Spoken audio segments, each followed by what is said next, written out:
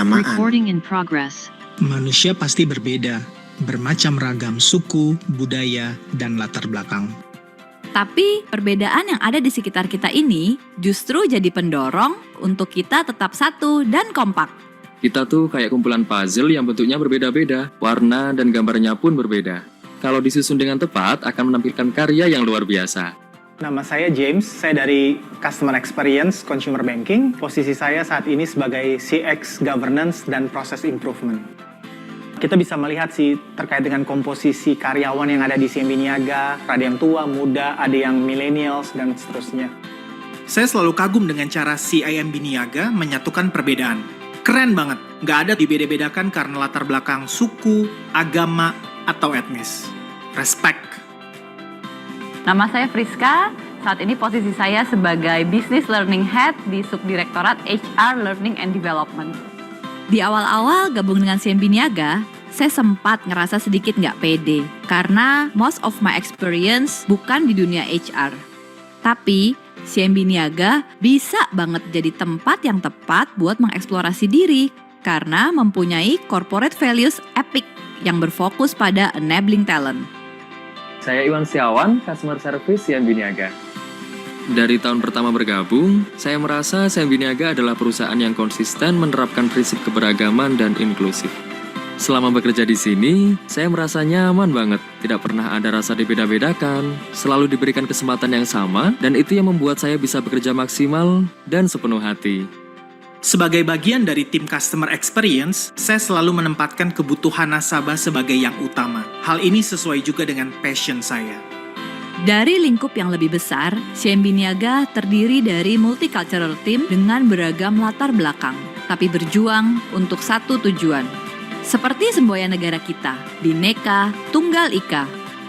Kalau menurut saya, diversity itu justru bisa jadi nilai tambah dan keunggulan kompetitif. Karena nggak ada Superman di dunia nyata, yang ada adalah super team.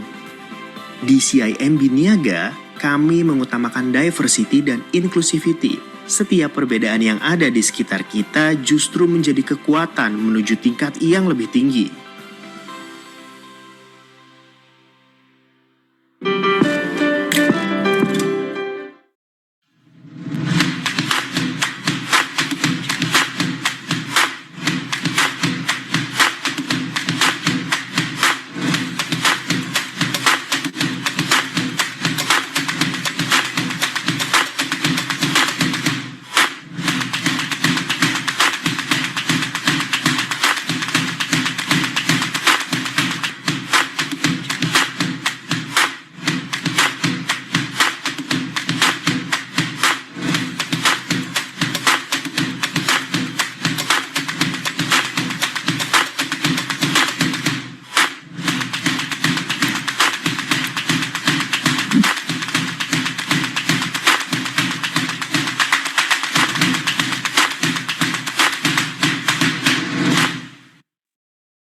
Assalamualaikum warahmatullahi wabarakatuh. Salam sejahtera bagi kita semua. Shalom, Om Swastiastu, Namo Buddhaya, dan salam kebajikan. Selamat siang dan selamat datang rekan-rekan. Gimana nih kabar rekan-rekan sekalian? Udah pada makan siang belum? Udah kenyang nggak? Mungkin perut boleh kenyang, tapi kayaknya tetap masih haus ya, alias haus akan pengetahuan. Makanya rekan-rekan semua hadir pada hari ini untuk mengikuti rangkaian kita pada hari ini. Nah, perkenalkan saya Jesslyn yang akan menjadi pemandu acara UI Career, Internship, Scholarship, and Entrepreneurship atau UICS Expo 2023. Prepare your remarkable future career right now. Sebelumnya izinkan saya memperkenalkan acara kita pada hari ini. UICS adalah kegiatan expo tahunan yang diselenggarakan oleh Pusat Pengembangan Karir Lulusan Universitas Indonesia atau CDCUI di bawah Direktorat Pengembangan Karir Lulusan dan Hubungan Alumni Universitas Indonesia (DPKHA UI), bekerja sama dengan Ikatan Alumni Universitas Indonesia (CILUI) serta Karirlab sebagai platform teknologi informasi lowongan kerja. UICS Expo Oktober 2023 berlangsung dari tanggal 25 September hingga 20 Oktober 2023 dan diikuti oleh berbagai perusahaan ternama.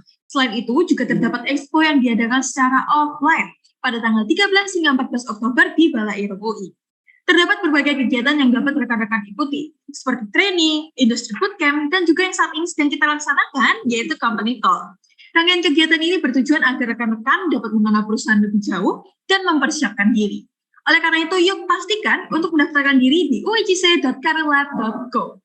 Seperti yang telah disampaikan sebelumnya, UICC Expo 2023 juga berkolaborasi dengan CareerLab. CareerLab merupakan platform end-to-end career solutions yang memberikan dukungan kepada mahasiswa, fresh graduates, dan profesional muda untuk persiapan karir, serta lowongan kerja yang dikurasi untuk entry level. CareerLab juga telah mendukung puluhan kampus di Indonesia dengan career management platform untuk pusat karir dan mahasiswa. Untuk mengetahui berbagai informasi, event, dan peluang lainnya dapat rekan-rekan eksplorasi lebih lanjut pada careerlab.co. Dan pastinya dalam pelaksanaan UICC Expo 2023 terdapat pihak sponsor dan juga media partner yang senantiasa mendukung kelancaran kegiatan kita hingga hari ini. Kami ingin mengucapkan terima kasih kepada sponsor UICC Expo 2023, yaitu Bank CIMB Niaga, Paragon Technology and Innovation, PT Pegadaian, Bank Danamon, dan Bank Mandiri, serta media partner kami yaitu Media Indonesia, Medcom.id, Metro TV, Yang On Top, Detik Edu, Info Webinar Indonesia, Good Sites, Loker Bandung, Info Loker Jobs, Magang Info, dan Teman Startup. Selanjutnya sebelum kita beralih ke sesi berikutnya, tidak lupa saya informasikan kepada rekan-rekan yang hadir pada siang hari ini untuk mengkonfirmasi kehadirannya melalui QR Code yang ditampilkan pada slide berikut atau mengklik tautan yang dikirim oleh tim panitia pada kolom chat. Selain itu, nantinya di akhir acara akan dibagikan juga link feedback form yang harus rekan-rekan isi. Pengisian feedback form ini sangat penting karena menjadi persyaratan untuk memperoleh sertifikat. Kemudian jangan lewatkan juga event-event UICC lainnya melalui uicc.careerlab.go/event. Selanjutnya ada tantangan juga yang bisa banget rekan-rekan semua yang ada di sini untuk ikuti, yaitu UICC Company Talk Challenge. Jadi rekan-rekan di sini berkesempatan untuk memenangkan saldo e-wallet Rp 50.000 untuk 2 peserta beruntung di setiap sesi. Caranya gampang. Rekan-rekan semua tinggal review company top favorit kamu di IG Story dan bikin semangat mungkin. Jangan lupa juga untuk follow dan mention akun @careerlab dan stay tune untuk pengumuman pemenang melalui Instastory @careerlab setiap hari jam 8 malam. Wah, ini asik banget dong ya event-event UICC. Oleh karena itu pastikan rekan-rekan menyempatkan diri untuk ikutan. Kenalan sama UICC udah, sama CareerLab udah. Berarti sudah waktunya kita kenalan dengan company yang akan menemani kita pada hari ini. Siang hari ini kita akan berkenalan dan belajar bersama PT BitHealth Teknologi Pintar atau BitHealth dengan tema Thriving Together Through Collaboration Mindset and Gap Analysis yang akan disampaikan oleh Mas Hendra Setiawan selaku UI UX Manager di BitHealth. Berdiri sejak 2019, BitHealth telah menjadi penyedia solusi kesehatan digital di Indonesia dan menjadi mitra transformasi bagi organisasi kesehatan. BitHealth bertujuan untuk memberdayakan perusahaan-perusahaan kesehatan sehingga dapat mengoptimalkan operasi perusahaan dengan mengintegrasikan solusi teknologi ke dalam layanannya. Benar-benar keren banget ya rekan-rekan semua. Makin penasaran dong, kira-kira gimana sih BitHealth itu? Oleh karena itu kita langsung saja sambut bersama Mas Hendra. Halo Mas Hendra, selamat siang. Halo, selamat siang, Yaselin. Gimana Mas kabarnya hari ini? Ya, alhamdulillah baik.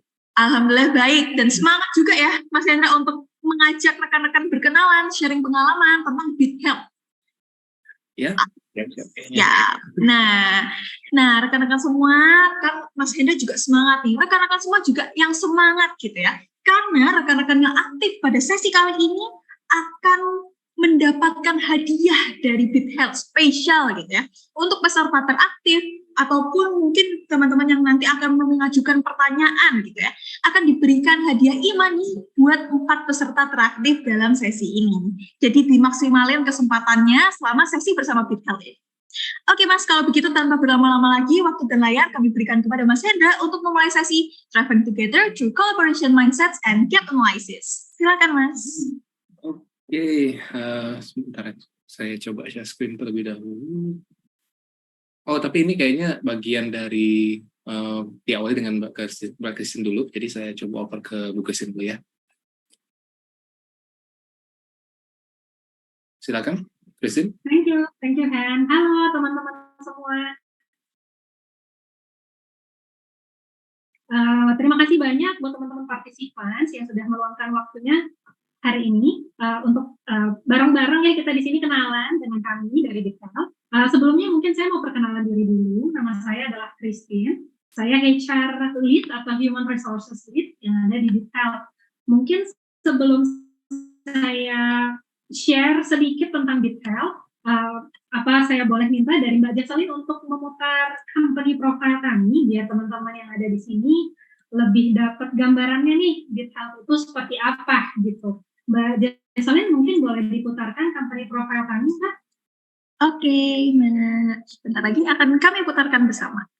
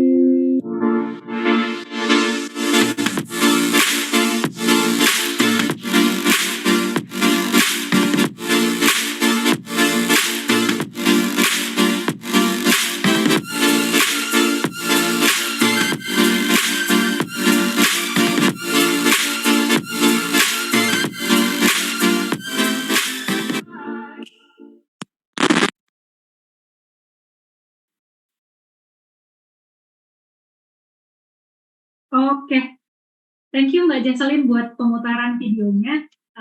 Jadi untuk teman-teman partisipan di sini, gimana? Udah mulai dapat gambarannya ya tentang BitHealth ya.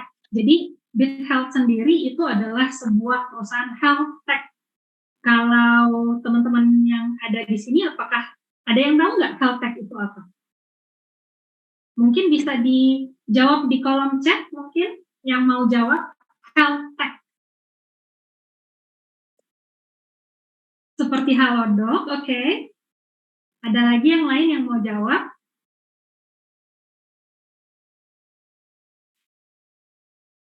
Mesin kesehatan, oke. Digitalisasi sistem RS, oke. Ini kayaknya udah pengalaman yang jawab. Konsultasi kesehatan, baik. Ada lagi? Konsultan IT tapi bidang kesehatan, oke. Oke, baik. Jadi benar semua ya jawaban teman-teman yang ada di sini ya. Mungkin dari Mbak Jesselyn boleh ke next slide dulu, Mbak. Nah, jadi untuk hari ini mungkin dari saya cuma mau perkenalan singkat aja tentang BitHealth. Untuk agendanya hari ini cuma ada 3 ini aja kalau dari saya sebelum saya oper lagi ke Mas Hendra. Hari ini kita mungkin akan bahas tentang health tech dulu. Health tech itu apa sih? Lalu dunia health tech itu industrinya seperti apa yang ada sekarang? Sama BitHealth sendiri seperti apa di dunia health tech itu gitu. Boleh bantu next slide, Mbak Jesselyn?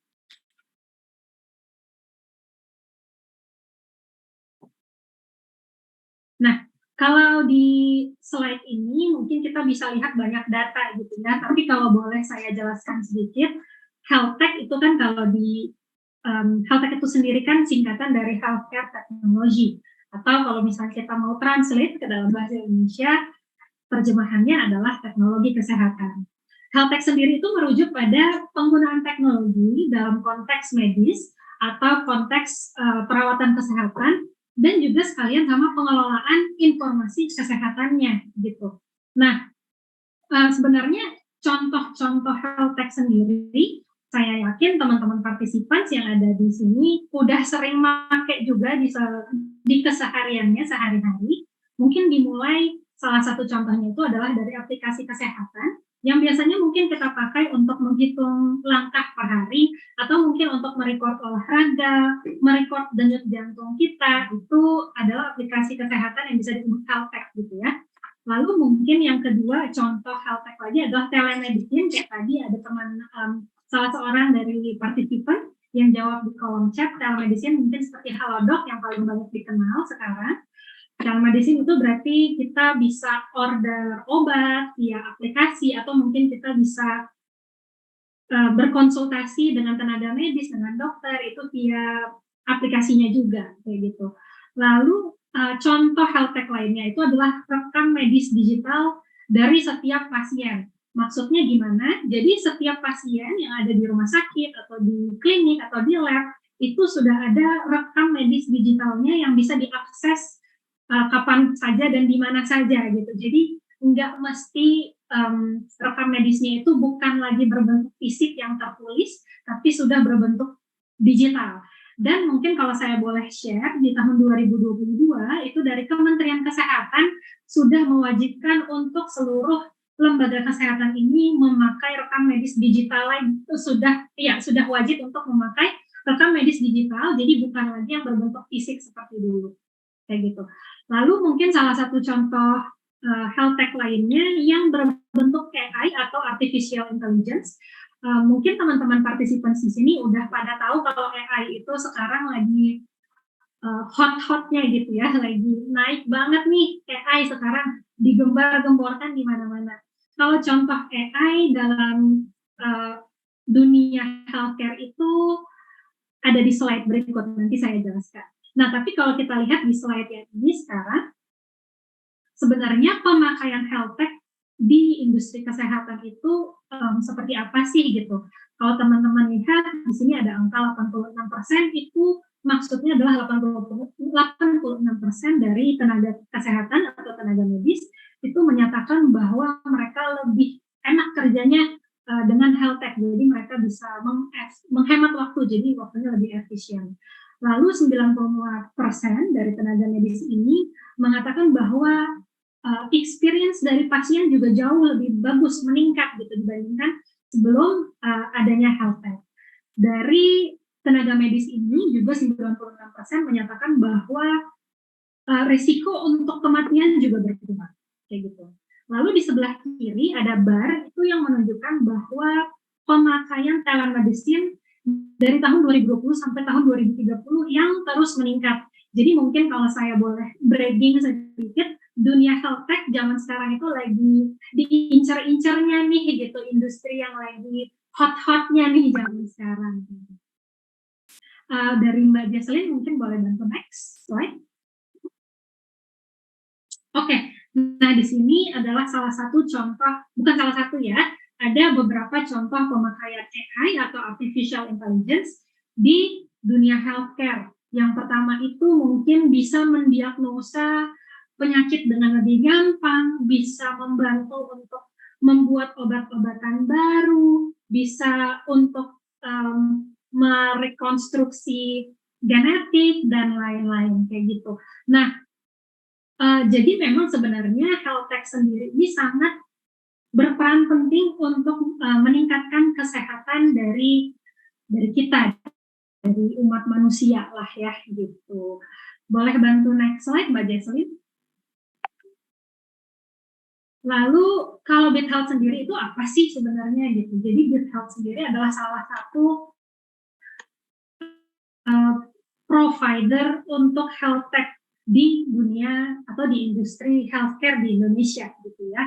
Visinya BitHealth itu adalah menjadi penyedia jasa health tech terbesar di Indonesia gitu. Nah, cara untuk mencapai visi ini kami adalah dengan menciptakan efisiensi dan keefektifan di dunia healthcare. Klien-klien kami sudah lumayan banyak sekarang. Yang mungkin saya boleh share hari ini, ada beberapa ini yang sudah menjadi klien kami. Salah satunya itu Siloam Hospital, ada Klinik Mata Nusantara, ada Rumah Sakit Anissa, dan juga ada Aido Health. Kalau sekarang sih yang sedang kami open untuk posisi yang lagi kita buka di BitHealth itu ada beberapa ini, ada software engineering, data engineering, data analytics, UI UX designer, dan juga business analyst. Tapi memang tidak menutup kemungkinan kalau misalnya teman-teman di sini ada yang tertarik untuk mencoba role lain, boleh juga tetap aja nanti join dengan CCUI yang offline-nya nanti di tanggal 13 dan 14 kita ketemu di BIS gitu. Nah, ya paling sekian dulu dari saya. Terima kasih banyak buat teman-teman semua. Mungkin habis ini saya oper ke rekan saya Mas Hendra. Silakan Mas Hendra. Oke, thank you Christine. Ya, sebelum ini lagi saya siap-siap dulu ya untuk yang materi yang mau disampaikan. Tapi boleh sambil nunggu. Tadi ada yang nanya, ada marketing, sosmed spesialis, ketertarikannya mungkin yang posisi yang kalian cari teman-teman saat ini boleh diketik di situ ya. Kayak apakah UI UX, developer, engineering, marketing. Boleh dong di chat ya.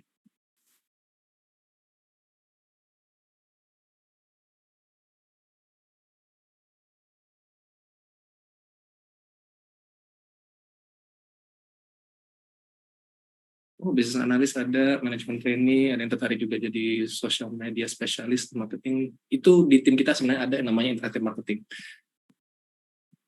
Oke, itu jawaban singkatnya aja ya. Konfirmasi dulu dong, udah kelihatan belum screen-nya saya? Aman, Mas. Aman ya. Oke, kita mulai aja. Bismillahirrahmanirrahim. Assalamualaikum warahmatullahi wabarakatuh.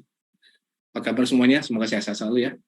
Jadi pertamanya ini gue bikin materinya itu awalnya bingung karena mungkin udah lama juga nggak melihat market kerjaan sekarang dengan talent-talent barunya juga. Gue jadi pengen tahu apa sih yang kira-kira mengena dan apa yang seharusnya gue dulu tuh tahu, ada yang ngasih tahu juga gitu. Jadi gue mencoba berempati sama kalian juga dan ya makanya timbul yang namanya setelah kolaborasi sama teman-teman juga kayaknya ini cocok, yaitu thriving together through collaboration mindsets and gap analysis.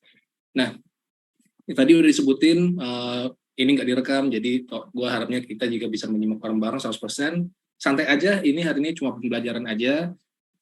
Terus kalau ada pertanyaan dicatat boleh dulu, nanti bisa disampaikan saat Q&A session, apakah melalui dari chat atau nanti melalui dari FigJam juga. Dan jangan lupa untuk have fun ya. Oke.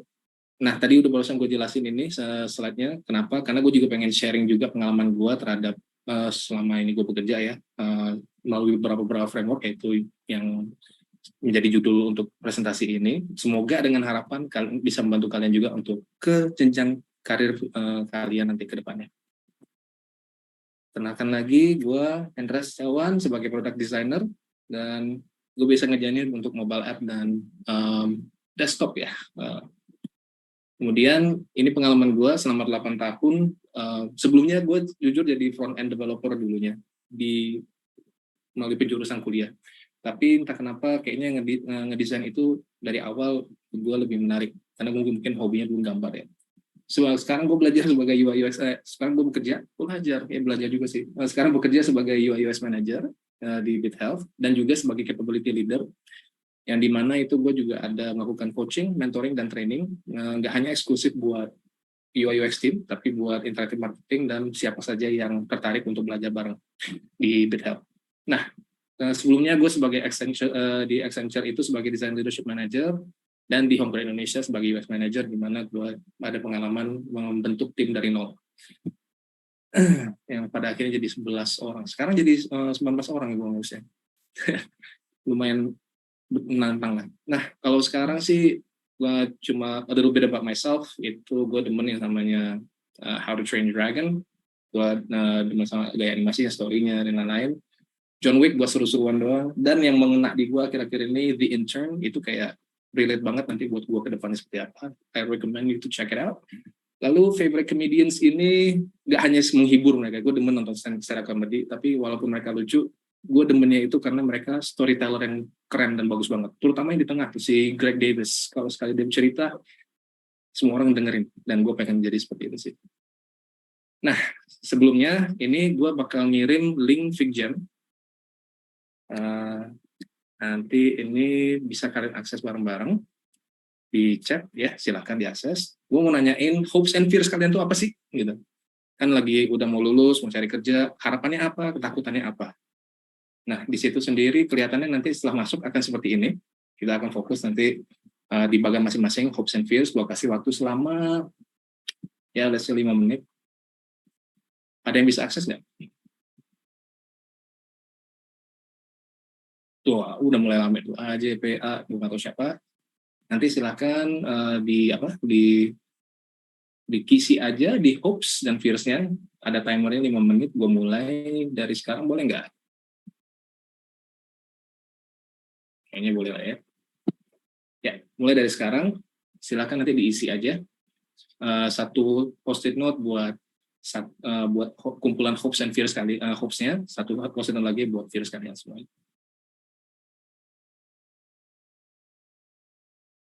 Gak apa-apa ya sambil gue liatin ya.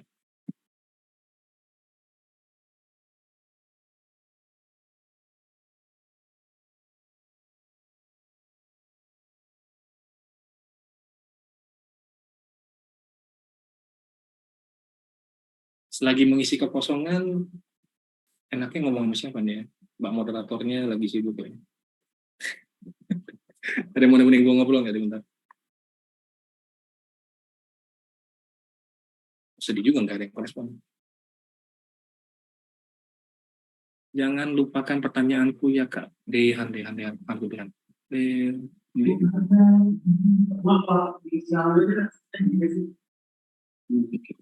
Siapa tuh?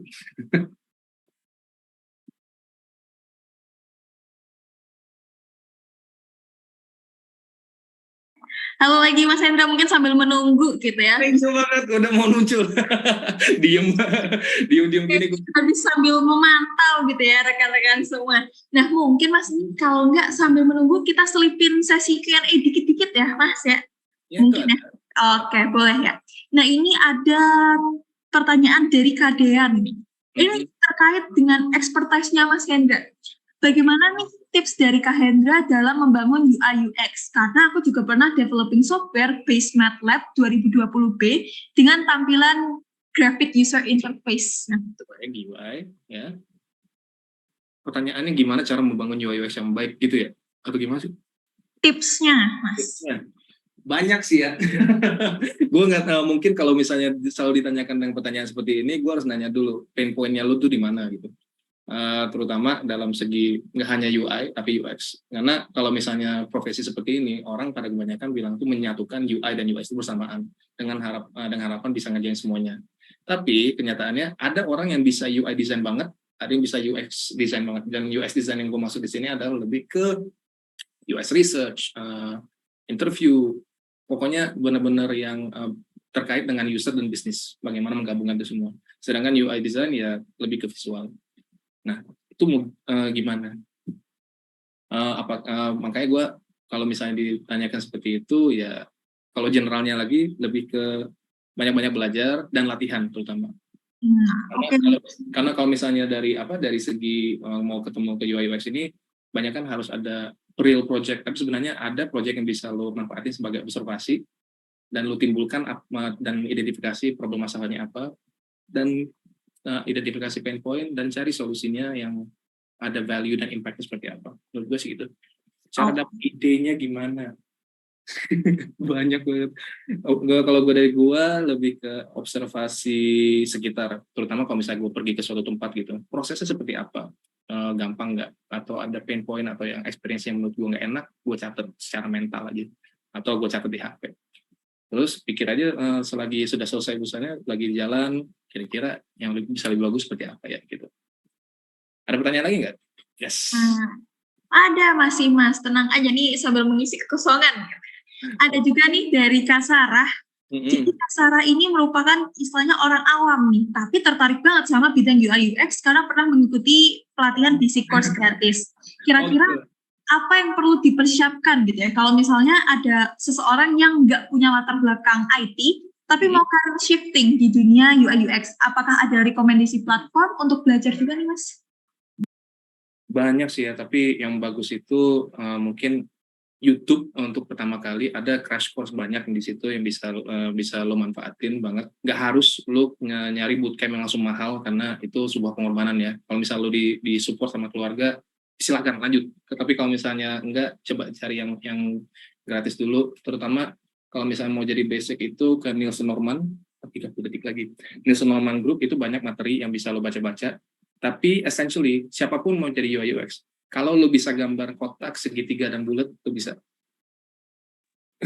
Padat dan jelas jawabannya ya Kak. Semoga udah cukup menjawab pertanyaan dari Kak Sarah. Tapi tenang aja kalau misalnya ada pertanyaan yang lebih lanjut, semoga kita bisa menjawab lagi gitu ya di sesi Q&A nanti. Kalau gitu kan udah mau selesai, mungkin Kembali lagi kepada Mas Hendra, silakan Mas. Terima kasih banyak, waktunya pas banget. Itu udah alarm nih kan.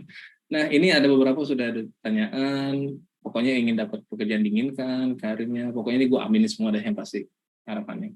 Terus takut nggak dapat kerja, salah pilih kerja, takut tambah dewasa, takut kamu kecewa. Ya, siap. Takut banget nggak kebagian informasi dari Bita. Wah, ini benar-benar ya.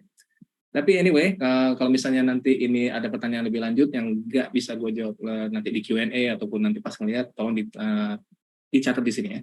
Oke, kembali ke materinya kita. Pertama-tama kita masuk ke collaboration mindset. Collaboration mindset itu ada banyak. Dan pas gue Google atau gue tanya ChatGPT, ini yang diberikan gitu. Dengan yang akhirnya gue coba benerin dengan source-source yang ada juga. Yaitu buku dan podcast lainnya. Nah, tapi karena waktunya terbatas, kita akan bahas communication, adaptability, problem solving, goal alignment, dan continuous learning. Di sini mungkin lebih ke teori, tapi ada mungkin gue selipin pengalaman gue sedikit ya. Nah, communication, ini penting banget. Kenapa? Kalau dari artinya sendiri, kita harus memprioritaskan komunikasi itu yang jelas dan transparan. Nggak ada yang diselimuti hal-hal lain lah. Itu nanti ada definisi masing-masing dari semua orang ya. Terus actively listening to team member ini juga skill yang penting karena dengerin doang sambil iya itu nggak cukup. Jadi ada building the conversation juga. Terus share information openly dan proaktif. Nah itu kalau lu udah ada informasi atau ilmu itu nggak ada gunanya kalau nggak dibagi. Menurut gue kayak gitu. Gue akhir-akhir ini communication ini mencoba ngambil dari guru di YouTube atau sosial media namanya Vin Giang. Vin Giang ini bilang kalau misalnya lo technical skill-nya 10, tapi komunikasi lo levelnya 2, orang lain saat mendengar lo bicara, dengar yang mana? Pasti yang 2, dan technical skill lo akan turun juga. Aslinya enggak.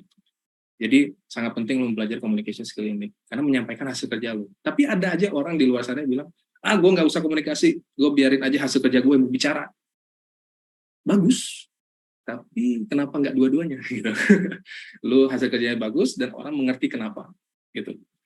Ini sering terjadi juga di design defense yang sebagai UI designer ya, design defense atau solutioning, bahkan brainstorming gitu. Yang kecil-kecil pun sampai ke goal alignment juga dibutuhkan gitu. Next, adaptability. Adaptability ini yang pasti lo harus bisa fleksibel dengan apapun yang terjadi di sekitar lo. Terus yang pasti kalau ada inovasi, ada metodologi dan pendekatan yang baru, coba dulu, jangan ditolak. Terus setelah udah tahu itu semua goal dan strategi yang udah pernah lo set, itu bisa lo adjust lagi dengan kenyataan yang ada di sekitar lo. Nah, adaptability yang gue rasakan waktu itu adalah gue jadi UI designer, tiba-tiba disuruh jadi PM. Awalnya PM itu gue nganggapnya cuma sebagai mandor doang sebenarnya. Jelek sih memang, tapi itu pandangan gue. Dia minta kerjaan, minta revisi, apalagi revisinya datangnya Jumat, harus gue kerja 1 minggu, kan kesel ya. Nah, tapi setelah gue jadi PM, akhirnya gue tahu rasanya dan menyakitkannya gimana lo menjadi jembatan untuk semua orang. Baik itu dari klien, dari tim sendiri, vendor, dan lain-lain. Lo harus ngatur itu semua gitu. Pokoknya gue jalanin 3 bulan sampai 6 bulan, jerak sih iya, tapi setidaknya yang gue dapat dari situ adalah respect kepada orang-orang yang mau jadi PM dan bagaimana gue bisa menjadi tim member yang lebih baik lagi buat mereka. Gitu. Jadi nggak hanya mementingkan hasil kerjaan gue doang. Next, goal alignment. Goal alignment ini penting banget ya, karena kalau misalnya dikasih sebuah tugas atau dari dosen atau task dari manager atau task dari klien, biasanya cuma 1 kalimat doang. Kita ingin ini supaya ini karena ini. Itu bisa diartikan banyak oleh orang yang mendengar, terutama let's say lu designer, developer, engineer, QA, PM, BA, QA, PA udah. Itu punya penyelesaian pendekatan masing-masing. Jadi kalau misalnya lu nggak komunikasiin, itu ujung-ujungnya berasumsi, berekspektasi, tabrakan, produk nggak jadi gitu. Nah makanya yang penting itulah berkomunikasi untuk goal yang kita bagi bersama ini ada nggak gitu, berkesinambungan nggak gitu. Pokoknya kerja bareng gitu untuk mencapai hal yang sama. Lalu problem solving. Ini problem solving biasanya kan ada di job desk manapun yang lo bakal lihat nanti kan ya saat cari kerja, harus bisa problem solving. Biasanya di interview itu problem solving ya lo harus bisa menampilkan kapabilitas lo untuk memecahkan sebuah masalah. Itu saat interview doang. Tapi saat gua masuk ke perusahaan atau masuk sebuah organisasi, ternyata bagusnya itu gua jangan menghadapi problem ini sendiri. Ada orang lain, walaupun nggak seprofesi sama gua, coba aja approach challenges itu sebagai tim. Ini bukan kerjaan desain doang, ini bukan kerjaan. Buat gambar di PPT pakai apa ya, unik. Oke, ntar gue kasih namanya blush. Lalu encourage brainstorming and idea sharing, ini penting banget karena saat lu udah ada problem, brainstorming ini menurut lu problemnya apa ya artinya buat lu. Itu lo tanya ke masing-masing tim member.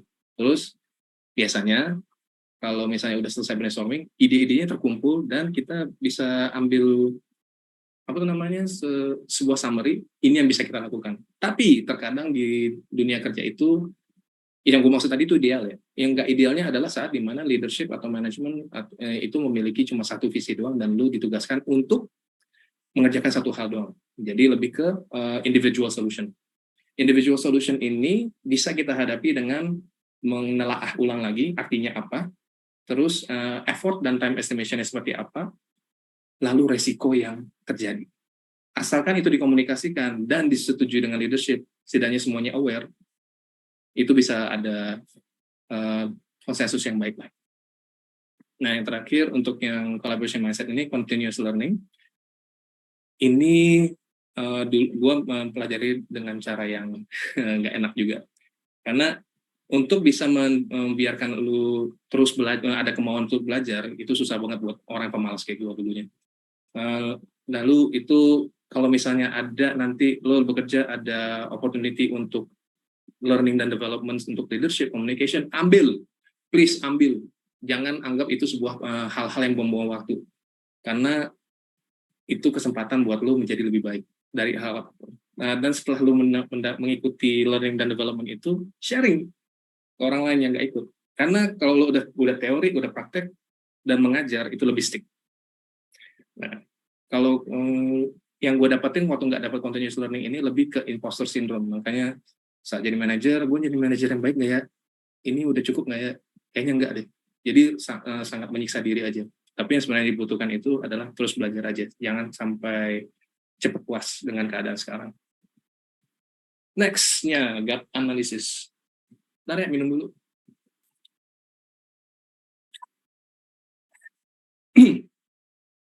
Gap analisisnya gue demen karena ini semacam strategic tool ya untuk mengidentifikasi itu sekarang kita lagi di mana sih dan harapannya kita mau kemana ke depannya untuk menyelesaikan masalah yang ada sekarang. Simpelnya begitu. Dan itu berlaku nggak hanya untuk individual, leader, tapi organization juga. Karena kita ngomongnya untuk individual dan to be teamnya, kita fokus ke situ ya. Kita akan membahas knowledge, skill, motivation, environment, dan communication gap. Kok ada communication lagi sih? Communication itu penting banget. Kenapa? Makanya gue bahas 2 kali. Knowledge gap. Ini lebih ke perbedaan antara informasi dan ilmu pengetahuan yang lo tahu sekarang dan apa yang perlu tahu untuk kedepannya supaya berhasil. Gitu. Simply putnya itu kita nggak tahu apa-apa dulu. Lo masuk ke dalam project, masuk ke dalam tim, ada projectnya, terus lo nggak tahu apa-apa. Lo harus tanya ke dia, informasi apa sih yang gue butuhin biasanya, terus kapan aja sih gue butuh informasi itu, dan formatnya seperti apa aja. Formatnya itu bisa berupa dokumentasi atau sharing session sama tim, itu bisa. Lalu action yang bisa lo lakukan sendiri adalah tanya sampai lo ngerti. Setelah lo udah puas bertanya, udah dapat informasinya, lo proses ulang lagi menurut pengertian lo ini apa. Karena kalau kita ngambilnya cuma face value doang, itu pengertian orang itu, bukan pengertian lo. Setelah lo dapat pengertian itu, lo tanya lagi, lo pastiin lagi, ini pengertian gue bener nggak ya soal ini? Dari sudut pandang gue bener nggak ya soal ini? Dan yang pasti terakhirnya, catat itu penting, karena gue dulu sombongnya bisa ingat semua, tapi manusia ada batasnya. Ya namanya kesombongan masa muda kan ya. Nah, skill gap ini ya pasti technical skill lu, sekarang tuh ada level berapa? Ada atau tidak? Terus kalau ada di levelnya berapa? Dan biasanya orang-orang yang gue temuin itu, mereka udah baca teorinya, udah baca-baca di Medium, di Blogspot, atau di video, tapi nggak pernah dipraktekin aja, belum sempat bahkan, nggak tahu gimana caranya, realitanya. Yang perlu dipertanyakan di sini adalah kegiatan apa yang harus gue lakukan untuk melatih teori yang sudah gue pelajarin, terus ada dan kapan, ada di mana aja kesempatan untuk belajar ini. Cara gampangnya adalah untuk lu catat aja, list down aja, apa yang udah lo ahli, apa yang lagi lo pelajarin, apa yang lo pengen pelajarin, tapi nggak ada waktu. Nah, yang nggak ada waktunya di sini, baru lo lihat dalam satu hari lo tuh ada apa aja kegiatannya. Lo take 1 atau 2 jam per hari, apa aja yang pengen lo pelajarin. Karena gue dulu dari sketch pindah ke Figma, itu butuh latihan, Bang. Dan yang paling jeleknya di sini, gue nggak track proses. Tracking your process is important. Karena itu setidaknya membuat komitmen ke diri lo sendiri, dan lebih bagusnya lagi kalau ada teman bareng belajar juga. Semoga ketemu ya. Next-nya motivation gap. Ini lebih ke saat lo dikasih sebuah project atau sebuah task, lo mau kerjain atau enggak. Motivasi lo saat itu lagi rendah, biasa aja, atau lagi tinggi. Terkadang biasanya kebanyakan orang ogah, mager, males, gitu. Nah, terus di sini lo harus tanyain dulu pada diri lo sendiri, attitude lo tuh seperti apa ya, gue sebut tadi, ogahan, malesan, mageran, nggak tahu, lagi semangat atau tidak gitu. Terus kalau misalnya lo yang negatif-negatifnya, lo resisten nggak? Resisten itu beneran nggak mau, ogah, nggak sesuai dengan prinsip hidup gue atau ajaran agama gue misalkan, gitu. Tapi terus lo tanyain balik lagi, seresisten apa, terus mau nggak berubah untuk belajar lebih baiknya itu seperti apa. Yang pasti di sini harus lo cari tahu your whys. Whys itu kenapa, jadi ada alasan-alasan, your reason to do things. Itu penting banget. Dan jangan lupa untuk kompromi, nggak hanya ke tim lo, tapi ke diri lo sendiri. Lalu environment gap. Environment gap ini berhubungan dengan working condition lo sekarang, apakah itu WFH, WFO, work from anywhere, resources lo, infrastruktur company juga, dan environment yang ideal itu seperti apa sebenarnya menurut lo sendiri. Ada timingnya juga kan. Yang pasti di sini gue bilang butuh bantuan, butuh support untuk dimengerti aja. Karena saat kita mulai bekerja itu ada hal yang udah di-set dari awal menurut ketentuan dari perusahaan. Apa aja sih yang membuat kita jadi nggak bisa perform lebih baik? Gitu.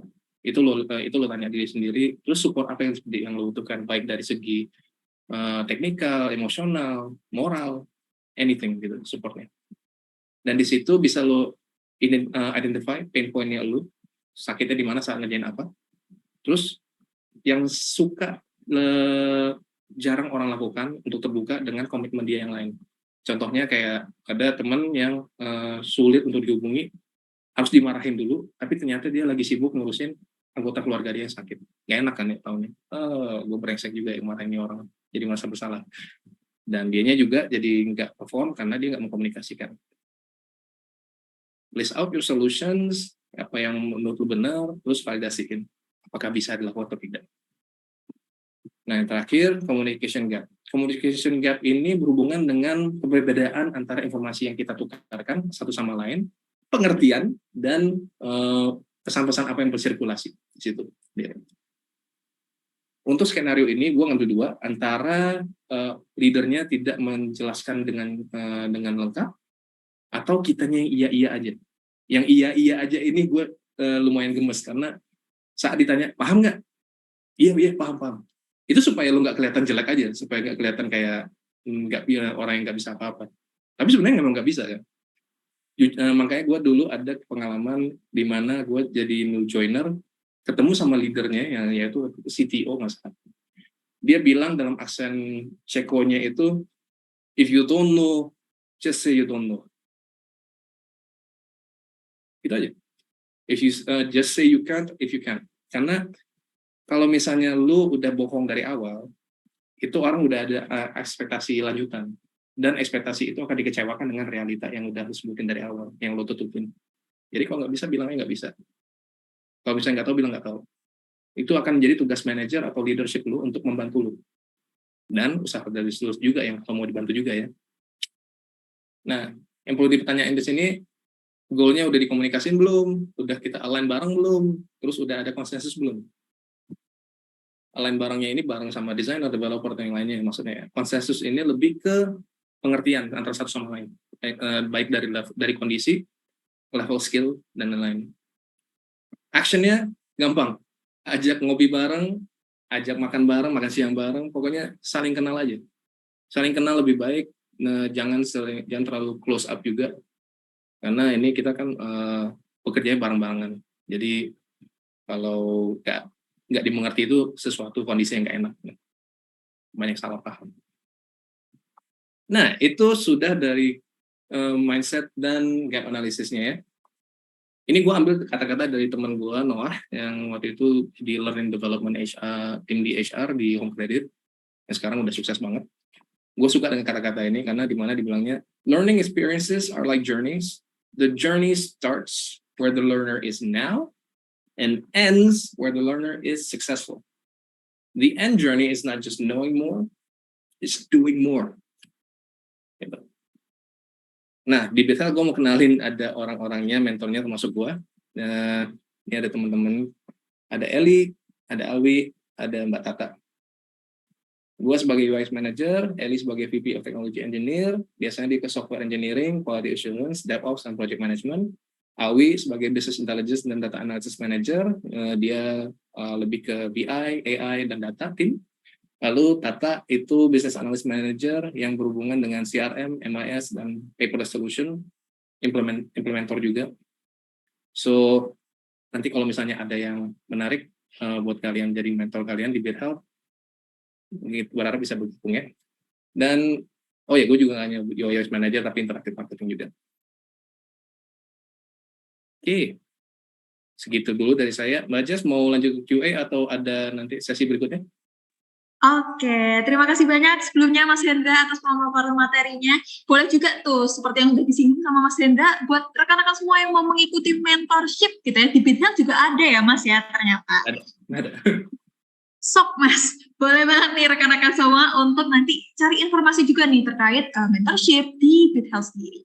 Nah, tapi di sesi kali ini bersama Bethel ini cukup unik nih rekan-rekan, karena biasanya kita akan lanjut ke sesi Q&A, tapi ada spesial dari Bethel, yaitu sesi alumni talk atau alumni session, sharing session.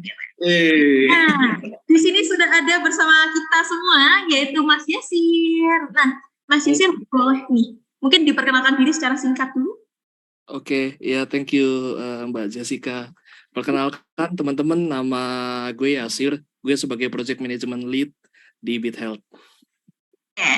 Oke, nah jadi kita akan segera masuk ke alumni session gitu ya, testimoni dari Mas Yasir ini. Jadi tanpa lama-lama lagi, dipersilahkan kepada Mas Yasir.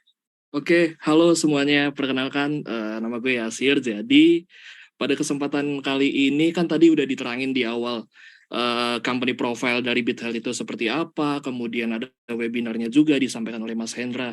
Nah sekarang untuk teman-teman yang kebetulan fresh graduate maupun career hunter, job seeker, kayak gue udah dapet nih company profile-nya, gue dapet ilmunya, tapi worth it gak sih buat gue nge-apply di sana? Kayak gimana sih gambarannya sebetulnya kerja di sana? Oke, jadi di sesi kali ini sebagai salah satu alumni juga gue mau ngasih share buat kalian.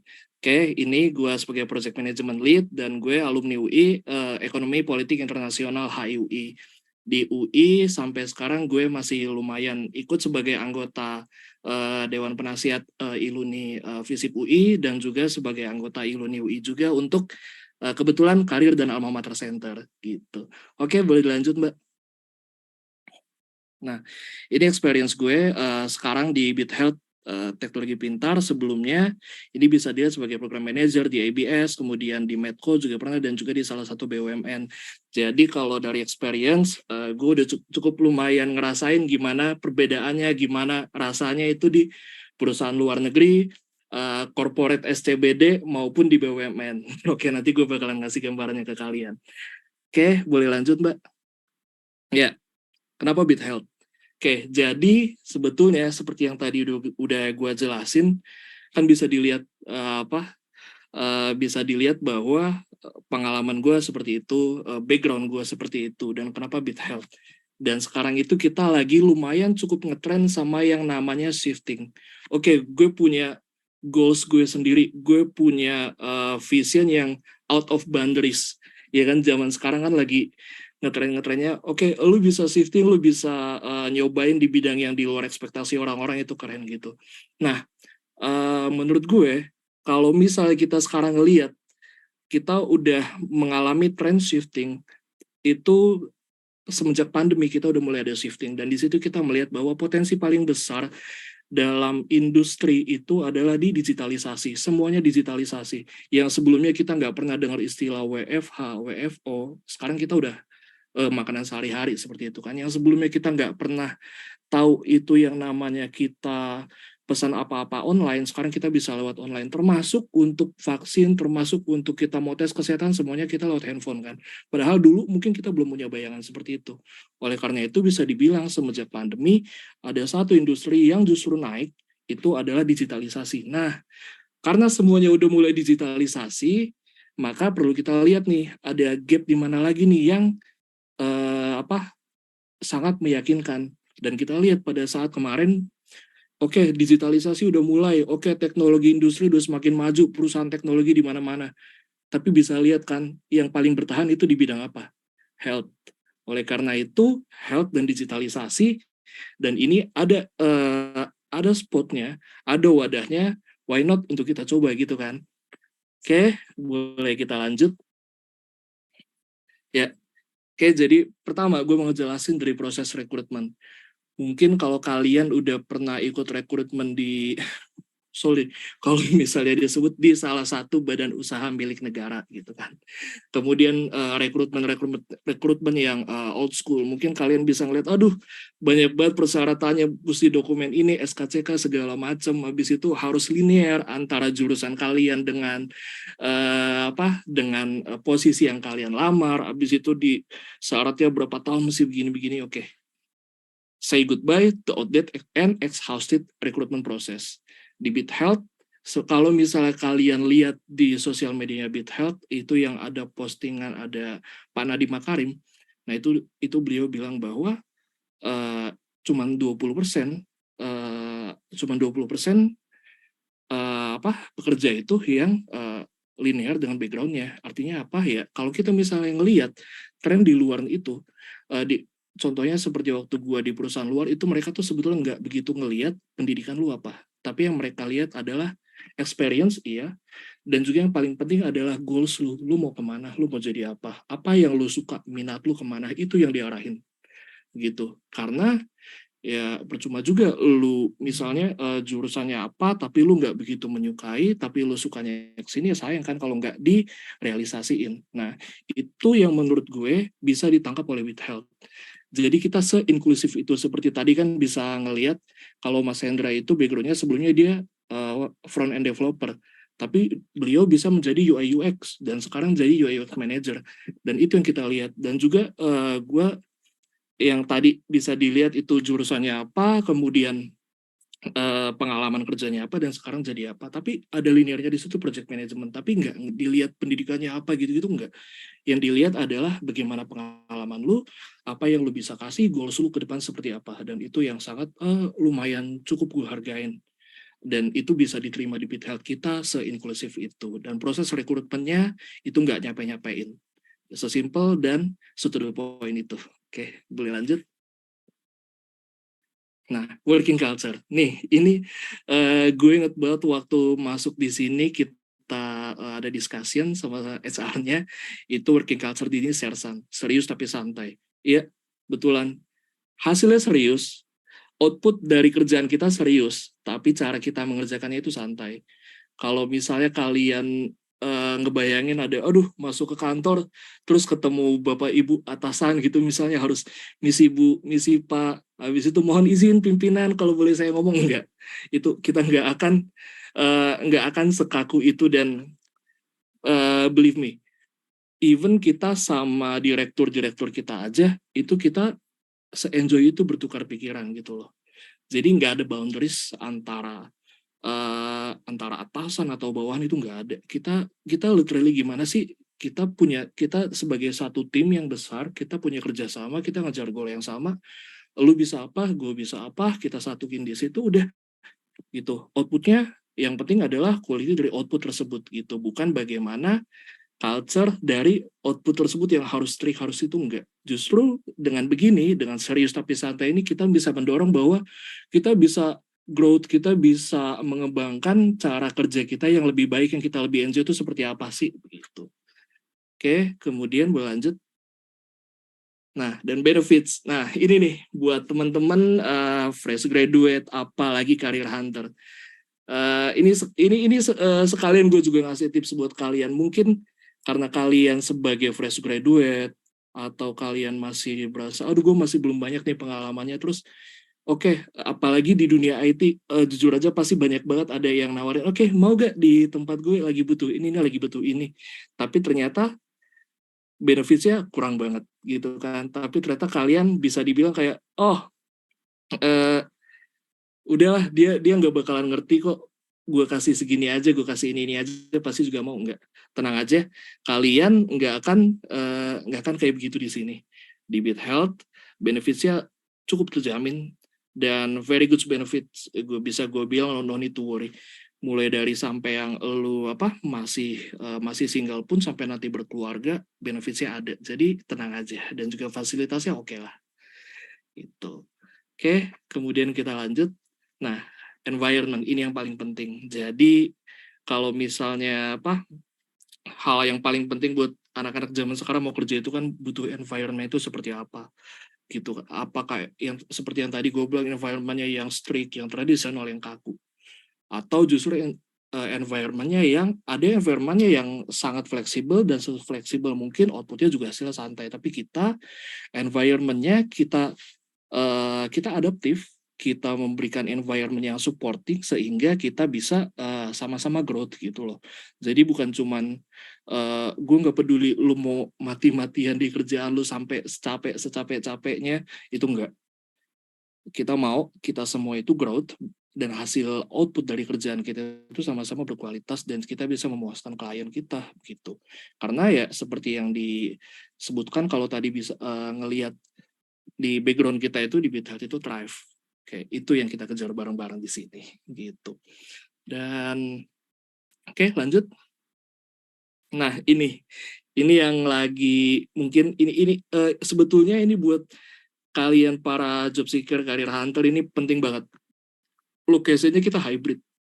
Kita ke hybrid, ada WFO dan WFH gitu. Dan juga kalau mau WFA nggak apa-apa, yang penting kan kita commit dan juga kita contactable gitu. Dan juga lokasi kantor kita itu di Green Office Park BSD. Kalau kalian tahu The Breeze, itu mall yang kebuka open space hijau-hijau gitu. Nah, kantor kita di kawasan itu. Jadi ya udah, say goodbye to Jakarta traffic jam gitu kan. Jadi ibaratnya kayak gue udah macet-macetan mau kalau misalnya ke kampus itu kan dulu kita mesti ngelewatin Lenteng Agung lah, baru akhirnya nyampe di kampus baru lega, hijau. Nah, ini mirip kayak kita di kantor di Bit Health.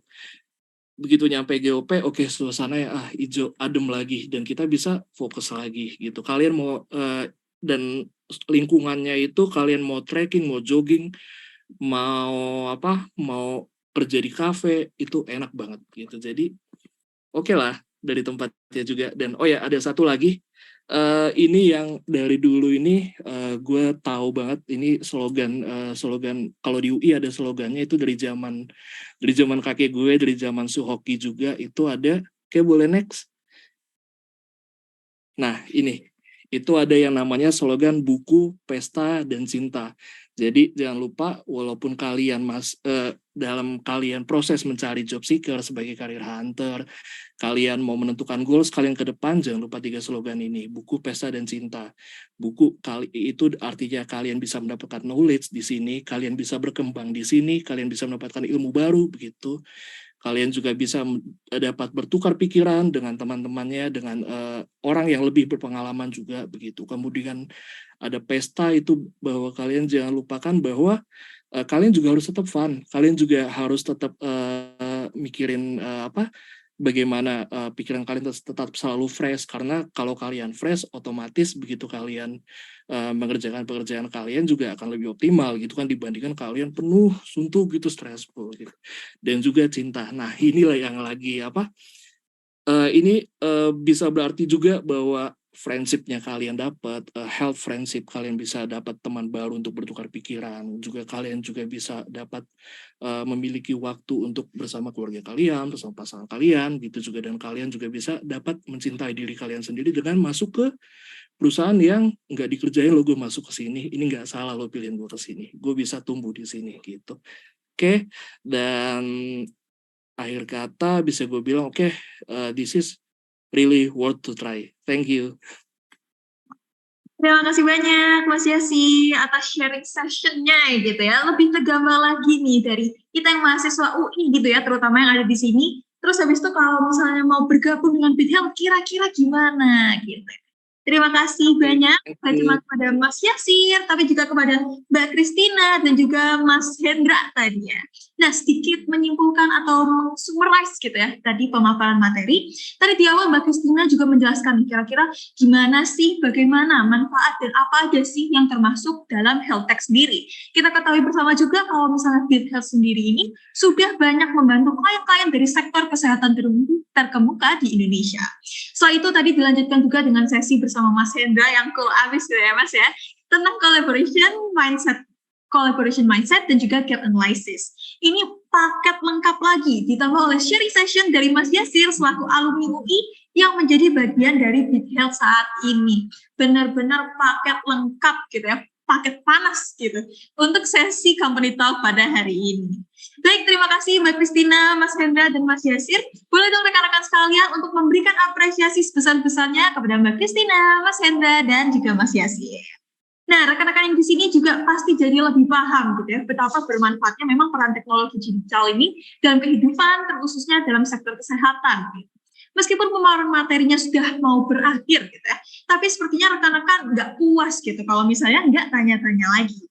Tenang saja, kita akan membuka kesempatan bagi 2 penanya lagi nih rekan-rekan, karena memang ada keterbatasan waktu juga. Untuk itu rekan-rekan yang ingin bertanya dapat menyampaikan pertanyaannya pada kolom Q&A. Jangan sampai tertukar dengan kolom chat. Selain itu maksimalin juga kesempatan Q&A ini karena rekan-rekan semua selain dari BitHealth gitu ya, ada juga dari Panagon Technology and Innovation yang akan membagikan 1 hadiah menarik bagi penanya terbaik. Jadi, wah banyak banget ya ini hadiah yang dibagikan pada sesi Company Talk pada hari ini. Jangan sampai nggak ikutan dan siapin pertanyaan terbaiknya ya. Kalau sudah kenalan, lebih baik cobain juga dong peluang kerjanya di BitHealth. Gitu. Bagi rekan-rekan yang ingin menjadi bagian dari PT BitHealth Teknologi Pintar atau BitHealth, dipersilakan untuk mengunjungi link yang telah ditampilkan di layar atau di screenshot terlebih dahulu gitu ya, diamankan supaya nggak terlewat juga. Dan rekan-rekan semua mengingat nih nanti tanggal 13 dan 14 akan ada WICC Expo yang offline, akan ada juga booth dari BitHealth. Jadi sempatkan diri untuk hadir. Yang mungkin tanya-tanya nanti nggak terjawab gitu ya pertanyaannya, bisa ditanyain langsung juga di booth offline-nya BitHealth di WICC Expo offline. Nah, tentunya tidak hanya event pada sesi ini saja, saya mau mengajak rekan-rekan juga untuk memantau dan mendaftarkan diri ke upcoming event WICC lainnya, yaitu Company Talk dengan PT Fares Indonesia, WICC Training tentang Leadership, dan Company Talk bersama FBD Insurance yang bisa rekan-rekan lakukan pada wicc.carelab.co/event. Dan pastinya masih banyak kegiatan menarik lainnya yang bisa diikuti dari WICC Virtual Event 2023. Rekan-rekan dapat menemukan ratusan lowongan pekerjaan, mengenal lebih dekat berbagai perusahaan dan scholarship, serta banyak sekali pelatihan dan webinar gratis yang dibuka untuk umum. Untuk info lebih lanjut, rekan-rekan dapat mengakses wicc.carelab.co. Dan sekilas reminder lagi agar rekan-rekan tidak melewatkan kesempatan untuk memenangkan saldo e-wallet sebesar Rp50.000 untuk 2 peserta beruntung di setiap sesi. Caranya gampang, tinggal review Company Talk favorit kamu di IG Story dan bikin semenarik mungkin. Jangan lupa juga untuk follow dan mention akun @careerlab dan stay tune juga untuk pengumuman pemenang melalui Instastory @careerlab setiap hari jam 8 malam. Nah, setelah mengetahui beberapa info menarik lainnya dari UICC, tentunya yang lebih menarik lagi adalah sesi Q&A bersama BitHealth kali ini. Namun sekali lagi saya juga ingin mengingatkan agar rekan-rekan semua meletakkan pertanyaannya pada kolom Q&A. Oke, di sini sudah ada beberapa pertanyaan, gitu ya. Mungkin akan saya bantu pilihkan saat ini. Nah, oke. Ini ada pertanyaan dari Kak Lydia Monik. Nanti mungkin terserah nih, apakah Mas Hendra kah, Mbak Kristina kah, atau mungkin Mas Yusir yang membantu menjawab. Siang Kak, saya Lydia, izin bertanya. Kita pasti sering dengar gitu ya, kalau misalnya sekarang ini banyak pekerjaan yang diambil alih oleh AI. Itu merupakan fakta yang menyedihkan sih, karena sebelum AI booming aja, mencari lowongan itu udah susah banget gitu ya. Apalagi sekarang katanya AI ini juga akan mengambil alih pekerjaan manusia, yang artinya tingkat pengangguran akan lebih tinggi beberapa tahun lagi. Menurut kakak nih, apa usaha yang harus dilakukan mahasiswa dari sekarang untuk memperbesar peluang bekerjanya tidak diambil AI? Terima kasih Kak. Mungkin ini secara umum ya. Boleh apakah ada yang bisa menjawab dari Mas Hendra, Mbak Kristina, atau Mas Yasir? Mungkin berbagi opini gitu. Oke, Mas Hendra. AI ya? Ya. Gue jujur dulu waktu melihat AI tiba-tiba bisa bikin dari kata-kata jadi gambar doang, itu udah geter-geter sih sebenarnya. Wah, nah ini kalau bisa udah ngomong gini doang, implikasinya nanti ke depannya seperti apa. Cuma kalau dari sisi gue sebagai desainer, itu proses otomasinya mungkin bisa diambil dari segi efisiensi kerja. Cuma kalau misalnya untuk menanyakan ke customer, ke user, ke stakeholder, itu yang bisa mengerti adalah antar manusia. Jadi kalau buat gue sebagai UI UX designer masih baik-baik saja sih. Tapi harus berjaga-jaga dengan menambahkan ilmu untuk menggunakan teknologi AI tersebut. Jadi bukan berlepas diri dari AI, tapi jadikanlah semacam teman kolaborasi aja. Kalau dari gue sih gitu. Jadi meskipun sambil gemeteran dikit gitu ya, aduh ini gimana nih nasib gue ya, tapi juga lebih baik kita manfaatin juga ya Mas ya, teknologi atau AI yang ada itu gitu, untuk memaksimalkan juga kesempatan kita. Karena sebagai manusia juga jangan mau kalah ya sama yang kita buat sendiri gitu ya, itu AI. Oke, kalau gitu izin mau lanjut ke pertanyaan selanjutnya. Mungkin ini agak saya rangkum sedikit dari pertanyaan Kak Daniel, dan